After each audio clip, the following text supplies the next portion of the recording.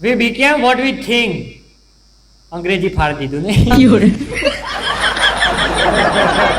V became what we think. આપણે જે વિચારીએ છીએ, આપણા જેવા વિચારો છે, એનો મતલબ એમ થાય કે આપણા જેવા વિચારો છે, આપણે એવા બનીએ છીએ.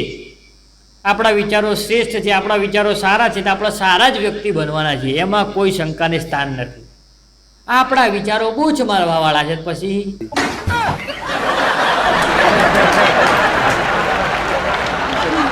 રામચંદ્ર કી જય. આપણે એવા જ બનવાના છીએ. એટલે તમારા વિચારો મેટર કરે છે. અમુક લોકો શું હોય, સારા દેખાય, સારા હોય, વ્યક્તિત્વ રીતે સારા, સ્વભાવની રીતે સારા હોય, પણ એમના વિચારો ખરાબ કરવાની ટેવ હોય, વિચારો ખોટા કરવાની ટેવ હોય. એ જેના અસલ વ્યક્તિત્વને પાછળ જતા અસર કરે છે. તમે સારા વ્યક્તિ છો તો સારા જ વિચારો કરો, બસ. તમારી જોડે ભલે હાલ સારું ના થતું, પણ આગળ જતાં સારું થશે 100% થશે સાહેબ. અને તમે પૂછ મારવાવાળા છો તો પૂછ મારો.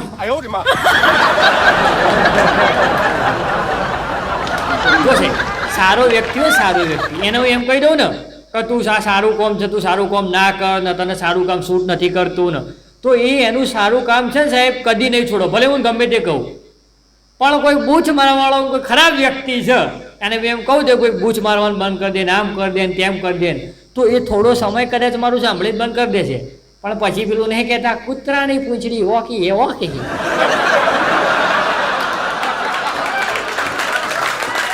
સારા લોકો હોય સાહેબ, સારા લોકો જે આપણી વાત સમજી શકતા હોય, એને તમે 2 ની 4 સલાહો લો તોય ચાલે. પણ પેલો રીઢો હોય, પેલો નઠ્ઠોર હોય, જેને આપણી વાતની કંઈ અસર જ ના થતી હોય, અને એના આપણા સલાહો ઠોક ઠોક કરીએ, તું આમ કર, તું તેમ કર, તું ફલાણું કર, તું ઢીકણું કર, આપણે એના માટે જ કહેતા હોઈએ, આપણે એના સારા માટે કહેતા હોઈએ. પણ એને એવું લાગતું જ ના હોય, આ તો કે તાવડો કરાય, એને શું થાય. તમે કોઈ સારા વ્યક્તિની વાતો કરતા હોય, તમે કોઈ સારા વ્યક્તિને સમજ આપતા હોય, તમે સારા વ્યક્તિને શીખ આપતા હોય, તો એ વ્યક્તિ કદાચ નહીં, એ વ્યક્તિ તમારી વાત એ સમય દરમિયાન થોડા સમય પછી પણ એ વિશે વિચારશે. પણ પેલો રીઢો માણસ હોય ને, એને શું હોય, તમે કીધી સલાહ આપી, એના એક કોનેથી વાપરે બીજા કોને બહાર, એને એવું હોય કે આ બધો તાવડો યાદ રાખવાનો હોય. એટલે તમારી જોડે 2 સારી વાત હોય, 2 સારી સલાહો હોય, તો સારા વ્યક્તિને આપો, તો સારો વ્યક્તિ એનું કંઈક કરશે. રીઢા માણસોને, નઠ્ઠોર માણસોને હું તો કહું છું પડ્યા રહેવા દેવો છો, અને પડ્યા રહેવાનું ને એમના નઠ્ઠોરગીરીનું જે પરિણામ આવે ને એ એમને ભોગવવા દેવું જ જોઈએ, તો જ ખબર પડે માયના દીકરા.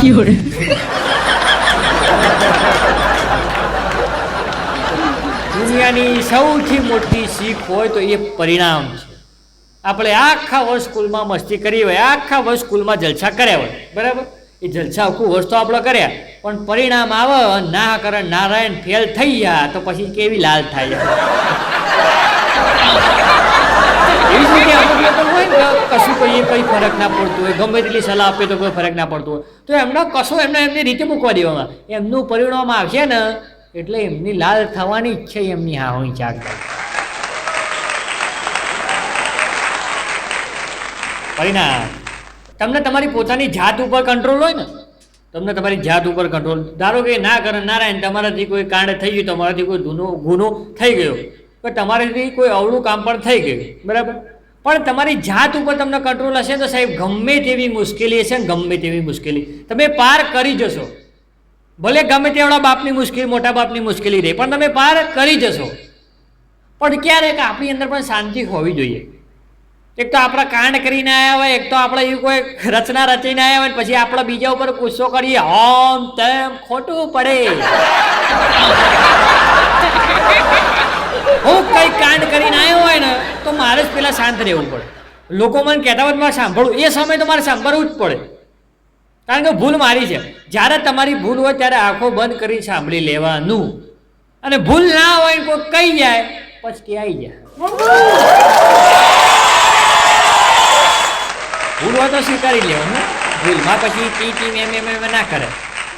આપણથી કોઈકને ગાડી અડી જી હોય ને, એનો આપણો વાંક હોય તો એને જઈને કહી દેવાનું, ભાઈ મારો વાંક છે, સોરી, બરાબર, એમ પતાવી દેવાનું સમજી રીતે.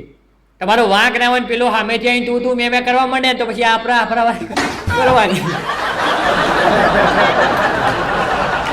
કારણ કે જીવન જ એવું છે. આ જીવનની અંદર તમે દબાયેલા રહેશો તો લોકો તમને વધારે દબાવશે, તમે આમ ઢીલા રહેશો તો લોકો તમને વધારે ઢીલાવશે. તમે કડક રહેશો તો તમારી સામે કડક ઢીલા માણસો છે ને એક તમારી સામે કદાચ કડક થશે. ભાઈ પેલો આની જોડે આવો ઋતબો છે, મારી જોડે આવો ઋતબો આવવો જોઈએ. એટલે ભૂલ હોય તો સ્વીકાર લેવાની. કોઈ આપણને ફાંસી નહીં લટકાઈ દેવાનું. હું કંઈક ગુનો કરીને આવ્યો, કોઈ કાંડ કરીને આવ્યો આપણે લખતું, કોઈકનું મર્ડર કરીને આવ્યો તો ફાંસી જ થાય. પણ હું એવી કોઈ નાની મોટી ભૂલ કરીને આવ્યો સ્વીકાર લેવાની. મારે જે ભૂલ થઈ છે મેં કરી દો, જાઓ. ભૂલ સ્વીકારો સાહેબ, એમાં તમારી નમ્રતા દર્શાય, એમાં તમારો સંસ્કાર દર્શાય, એમાં તમારો સ્વભાવ દર્શાય. પણ તમારી ભૂલ હોય ને તમે એમ કરો હું એમ તેમ ખોટું પડે.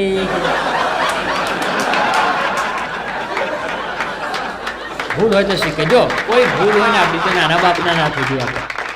આપણે હું કંઈક ભૂલ કરી હોય તો હું સ્વીકાર લઉં તો ઉપરથી હું લોકોને સારો લાગુ. લોકો એમ કે ભાઈ માણસ મસ્ત છે કે એની ભૂલ હતી એને સ્વીકાર દીધી. એટલે ભૂલ હોય તો સ્વીકાર લેવાની, એવું નહીં રાખવાનું હું કેમ ન સ્વીકારું કે એની ભૂલ ને. ના ના ના, ઈગો સાઈડમાં મૂકી દેવાનું. એ વખતે ભૂલ હોય સ્વીકાર લો. શું કરશે? બંધુ આપણને બે લોકો બે વાત સંભળાવશે પછી, અને લોકો વાત સંભળાવે ને ત્યારે એક વસ્તુ યાદ રાખવાની, એ લોકો ભલે આપણને અત્યારે સંભળાઈ ગયા. તમારા ખરાબ સમયમાં કોઈ પણ લોકો તમને સંભળાઈ જાય ને તમારા ખરાબ સમયમાં, તો ત્યારે સાંભળી લેવાનું. પણ જ્યારે તમારો સારો સમય આવે અને એનો ખરાબ સમય આવે ત્યારે એને સંભળાવવા નહીં જવાનું, એની મદદમાં જવાનું. એટલે એની સાસુના દીકરાને ખબર પડે કે આને મરદ વ્યક્તિ કહેવાય ને આને સારો વ્યક્તિ કહેવાય. આપણે કેવું કરીએ ખબર છે? આપણો ખરાબ સમય હોય ને આપણે કોઈ સંભળાઈ ગયું તો આપણે હોપી લઈએ, પણ એનો ખરાબ સમય આવે એટલે આપણે એને સંભળાવવા પહોંચી જઈએ. શું થયું ભાઈ? એ તો કૂતરું છે, આપણે સામે થોડું કૂતરું થવાનું. એ ભલે આપણને સંભળાઈ ગયો પણ આપણે એને મદદરૂપ થઈને એને ચાલાને ખબર પાડવાની. માની ચકલી નહીં. આપણે એવું કોઈ સામે કૂતરાવાળી કરવાની જ નહીં. હા હોમો એવી ચરકટ હોય, એવી ઉભેટ હોય તો પછી જે જણા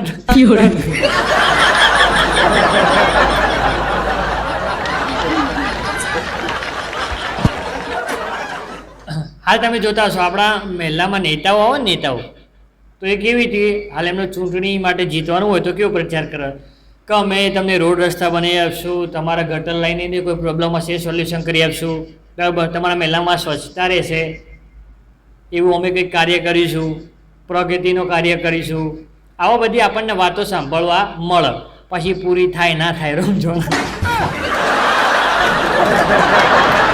અમુક લોકો બિચારા સારા હોય, કરતા હોય, અમુક લોકો નાય કરતા હોય, અમુક લોકો થોડું કરતા હોય થોડું નાય કરતા હોય. એમના વિશેની વાત છે, આપણે વાત કરવી નથી. પણ અત્યારે બધા કેવું કહે કે અમે આ કરી આપીશું, પેલું કરી આપીશું, સ્વચ્છતા રાખીશું, ગટર લાઈન કરી આપીશું, રોડ બનાવીશું, રસ્તા બનાવી આપીશું. આવું કે આજથી 10-15 વર્ષ પછીની ચૂંટણીઓ છે ને એમાં લોકો કેવું કહે છે ખબર છે? જ્યારે વોટ માગવા આવશે એટલે તમે અમને વોટ આપજો, અમે તમારા મહેલામાં મફતનું વાઈફાઈ મારી આપીશું. એ વાઈફાઈથી કે તમારા આખો દિવસ ઘરની ટીવી ચાલશે, ફોન ચાલશે, લેપટોપ ચાલશે, કોમ્પ્યુટર ચાલશે, તમને કેટલો બધો ફાયદો થશે. આ જવાનો દૂર નથી. 10-15 વર્ષની ચૂંટણીઓમાં છે ને પછી આવું જ આવશે. 10-15 વર્ષ પછી ચૂંટણીઓ. હા, અત્યારે નથી માગતા રોડ બની આપશું, રસ્તા બની આપશું, આ કરી આપશું. ના ના ના ના, તમે તાર અમને એક વખત જીતાડી દો, બરાબર, એક વખત. પછી તમારા જો તમારા મહેલામાં 100 MBPSનું કહેવાય હજી મરાવક નહીં મરાવતા ખબર નહીં પણ એવા ફાયદા છે.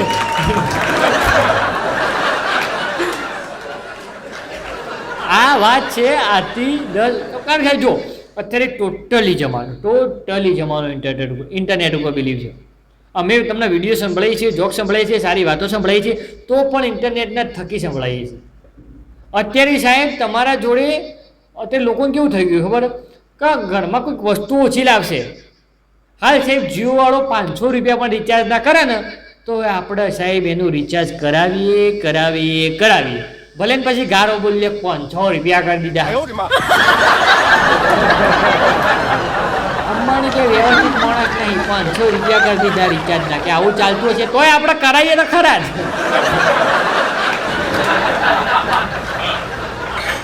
તમે હોય કે હું હોય, તમને એટલા નહીં કહેતો હું એ નફટ માણસ છું, એ કરાવું 1000 રૂપિયા થાય તો કરાવું, કારણ કે એની આપણે જરૂર બંધ થઈ ગઈ છે. એ આપણે જોઈશે જ. બરોબર છે જય હો